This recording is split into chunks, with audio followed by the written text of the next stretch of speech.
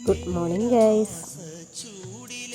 മക്കളെ പറഞ്ഞതിന് ശേഷം ആദ്യം തന്നെ ബെഡ്ഷീറ്റ് വിരിച്ചിട്ടു. രാവിലെ തന്നെ ബെഡ്ഷീറ്റൊക്കെ വിരിച്ചിട്ട് കഴിഞ്ഞൊരു പോസിറ്റീവ് എനർജി കേട്ടോ. നിങ്ങൾക്കും അങ്ങനെ തന്നെ ആവൂലേ? അങ്ങനെ അതാ ക്ലീനിങ്ങിലേക്ക് കടന്നു. അടിച്ച് വാരി തുടച്ചിട്ട് കഴിഞ്ഞാൽ തന്നെ ഒരു സമാധാനം. അങ്ങനെ പിന്നെ കിച്ചണിലേക്ക് പോയി മീൻ നന്നാക്കാനുള്ള പരിപാടി ആരംഭിച്ചു. കുറച്ച് മീൻ എടുത്ത് വറുക്കണം, കുറച്ച് മീൻ കറി വെക്കണം. മീനൊക്കെ ഒരു 4-5 പ്രാവശ്യം ഞാൻ കഴുകിട്ടു. അങ്ങനെ 4-5 പ്രാവശ്യം മീനൊക്കെ കഴുകിയെടുത്തു. മക്കളൊന്ന് സ്കൂളിലേക്ക് പോയപ്പോൾ എന്തോ ഒരു മിസ്സിങ് പോലെ. അങ്ങനെ അതാ കറിയൊക്കെ അടുപ്പത്ത് വെച്ചു. അപ്പോഴേക്കും എന്നെ വിട്ടു പോവാത്ത ഒരാൾ വന്നു. ആരാന്നറിയോ കൂട്ടുകാരെ? എത്ര അകറ്റി മാറ്റിയാലും പോവാത്ത ഒരാൾ, മൈഗ്രെയിൻ. അപ്പം ഞാൻ വേഗം ഒരു ചായയൊക്കെ ഇട്ട് കുടിച്ചു.